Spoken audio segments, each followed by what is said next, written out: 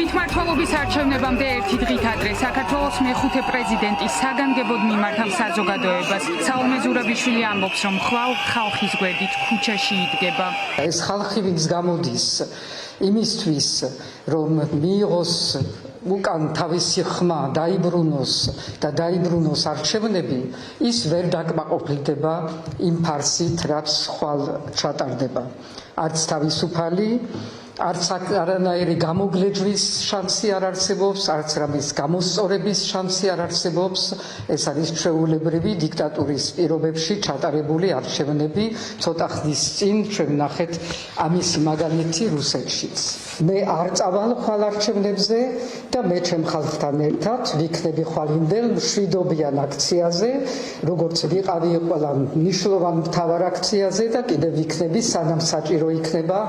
საგანგებო მიმართვა გაავრცელა არქიმანდრიტმა დოროთე ყურაშვილმაც. სასულიერო პირი ძალოვანი უწყებების წარმომადგენლებს მოუწოდებს მშვიდობიანი მოქალაქეების წინააღმდეგ არ წავიდნენ. ხვალინდელი დღე არის საქართველოს ისტორიაში უმნიშვნელოვანესი დღე, რადგან ხვალ წდება საქართველოს ბედი.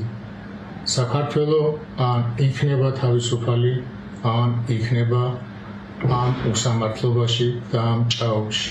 ამიტომ ყველა ჩვენთაგანის ვალია დავდგეთ ნათელ მხარეს, დავდგეთ საქართველოს მხარეს. ასევე მინდა მოუწოდო მთავრობას, მოუწოდო სამართალდამცველებს, რომ ეს ხვალინდელი შეკრება არ არის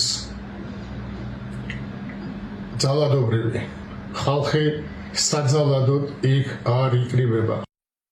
მოძრაობა რუსთაველის გამზირის ოფისში დღეს აქციის ბოლო საორგანიზაციო დეტალები გაიარეს. საქართველოს მოქალაქეებს რუსთაველზე მშვიდობიან აქციაზე გამოსვლისკენ მოუწოდეს პოლიტიკოსებმაც, რომლებიც უკვე რამდენიმე თვეა პოლიტიკური მოტივით დაპატიმრებულები არიან. რატომ უნდა ვიყოთ 4 ოქტომბერს რუსთაველზე? პასუხი მარტივია, იმიტომ რომ ეს ქვეყანა ჩვენია. ქართველი ხალხის და არა ივანიშვილის, იმიტომ რომ ჩუმად ყოფნა ნიშნავს თანხმობას, შეგუებას ძალადობასა და უსამართლობაზე, იმიტომ რომ ერთად ძლიერები ვართ. უზურპატორი უნდა წავიდეს, ძალაუფლება უნდა დაუბრუნდეს ხალხს. ხვალინდელი დღე იქნება ეროვნული და არა პარტიული გამარჯვების დღე. აცხადებენ ნაციონალური მოძრაობის წარმომადგენლები, რომლებსაც იმედი აქვთ, რომ ქართული ოცნება ჩამოიშლება. 4 ოქტომბერი არის საერთო სახალხო დღე. 4 ოქტომბერი არ არის პარტიული დღე, ჩვენი შვილები, ჩვენი ოჯახებით, ჩვენ მეგობრებთან ერთად ვაპირებთ, შევუერთდეთ დიდ სახალხო ერთობას და სწორედ ერთიანობით, დიდი წინააღმდეგობით ამ ქვეყანაში უნდა დავასრულოთ ივანიშვილის რეჟიმი. ხვალ რუსთაველის გამზირზე იქნებიან იმ ახალგაზრდების მშობლებიც, რომლებიც ოცნების ხელისუფლებამ აბსურდული ბრალდებებით ციხეში ჩასვა. აუცილებელია, რომ რაც შეიძლება მეტი ადამიანი მოვიდეს აქციაზე, რაც უფრო მეტი ხალხი იქნება აქციაზე, მით უფრო მეტი შანსია, რომ ყველაფერი მშვიდობიანად დასრულდეს. ამიტომ მოუწოდებ მთელ საქართველოს მაქსიმალური მობილიზება უნდა მოვახდინოთ ხვალისათვის.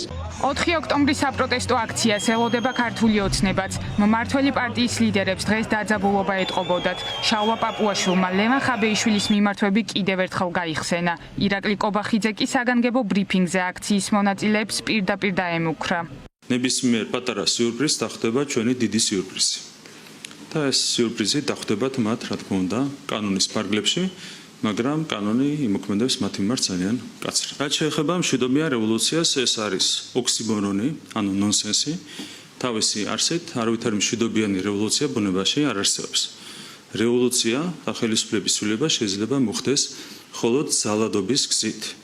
ამიტომ თუ ანონსებენ კონსტიტუციური წყობილების დამხობას ან ძალადობით შეცვლას, კეთილი ინებონდათ დაელოდონ შესაბამის პასუხს სახელმწიფოს მხრიდან. ოცნების პრემიერის მუქარას საქართველოს მეხუთე პრეზიდენტმა უპასუხა. საომე ზურაბიშვილის განცხადებით ხვალინდელი აქცია იქნება უაღრესად მშვიდობიანი, როგორც აქამდე არაერთხელ ქართველმა ხალხმა აჩვენა, როგორ შეუძლია მშვიდობიანად პროტესტის გამოხატვა. რასაც წინასწარ მეტყველებს კობახიძე, რომ რაღაცა მცდელობა იქნება დამხობის, სადაც ყველა იქნება გაერთიანებული. ესეც არის ფარსი და ესეც არის შეურაცხყოფა იმ საზოგადოების, რომელმაც მსოფლიოს აჩვენა სწორედ ამ დღეების მანძილზე, ამ ერთი წლის მანძილზე თავისი მედეგობა, თავისი გამძლეობა და თავისი უაღრესი მშვიდობიანი გამოსვლა. არც ერთ დღეს არ ყოფილა ძალადობა, არ ყოფილა არანაირი მცდელობა და 200,000 კაცი ხო გამოდიოდა დასაწყისში მაინც და ხვალაც შეიძლება ძალიან ბევრი გამოვიდეს და აჩვენა მსოფლიოს, რომ თურმე შეიძლება უაღრესად მშვიდობიანად გამოხატვა შენი წინააღმდეგობის და ეს არის ძალიან დიდი მაგალითი. დღის ბოლოს მთა თავისუფლებისთვის ერთ-ერთმა დამფუძნებელმა ბიძინა გუჯაბიძემ ვიდეო გაავრცელა. ცნობილი ქართველი მთამსვლელი, რომელიც თითქმის ყოველდღე რუსთაველის გამზირზე დგას და რამდენჯერმე საქართველოს ყველაზე მაღალ მწვერვალებზე საპროტესტო ბანერი აიტანა. ამჯერად მოსახლეობას სვეტიცხოვლის გუმბათიდან მიმართავს. ამ წმინდა ადგილიდან კიდევ ერთხელ მინდა ვთქვა, რომ ჩვენ არ შევეძლოებით რუსულ რეჟიმს ამერთი სიცოცხლის გატარებას. რეჟიმის წყობაში რუსების მონობაში არ ვაპირებ, არ დავიღალებით. შევხვდებით ხვალ დღეს და მერეც რა სანამდე საჭირო იქნება შევხვდებით.